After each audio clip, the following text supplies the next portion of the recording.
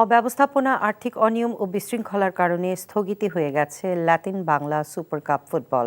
তবে এ ব্যর্থতার দায় বাফুফের নয় বলে মন্তব্য করেছেন সহসভাপতি ফাহাদ করিম। আয়োজকরা শুধু মাঠ ও একটি দলই চেয়েছিল বাফুফের কাছে। তবে টুর্নামেন্টে অব্যবস্থাপনা ও বিশৃঙ্খলা করার কারণে কর্তৃপক্ষকে চিঠি দিয়েই দায় সেরেছে বাফুফে।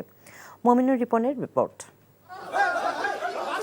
অব্যবস্থাপনার শর্তভঙ্গের সঙ্গে সাংবাদিক লাঞ্ছনার দায়ে শেষ পর্যন্ত স্থগিত হয়ে গেল Latin Bangla super cup football.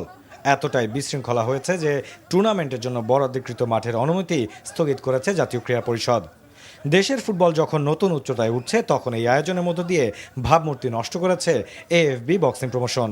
এই সংস্থাটা পার্টিকুলারলি আমাদেরকে বলেছিল যে তারা আমাদের থেকে কোনো ফাইন্যান্সিয়াল কন্ট্রিবিউশন চান না, সব কিছু তারা তাদের খরচ করবে, আমাদের থেকে খালি দল চায়। আপনি যে বলেছেন অব্যবস্থাপনা, সেটা আমার নিজেরও চোখে পড়েছে।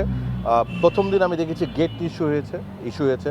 গতকাল আমি দেখলাম ভেরি আনফর্চুনেট আমাদের একজন সম্মানিত জার্নালিস্টটাকে হাত তোলা হয়েছে। This are unacceptable.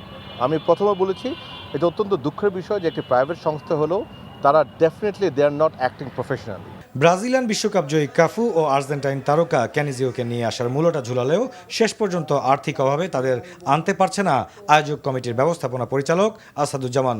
সঙ্গে তাদের অপেশাদার আচরণে হতাশ বাফুফে। বিএফএর পক্ষ থেকে ফুটবল করতে এসে আপনি অব্যবস্থাপনা করবেন, ফুটবল করতে এসে সাংবাদিকদের সাথে খারাপ ব্যবহার করবেন, this will not be spread. So আমাদের তরফ থেকে আমাদের পক্ষে যা যা করার সেটা আমরা করব।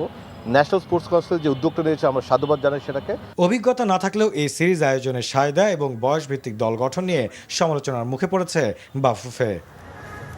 Mominur Ripon, NTV news, Dhaka.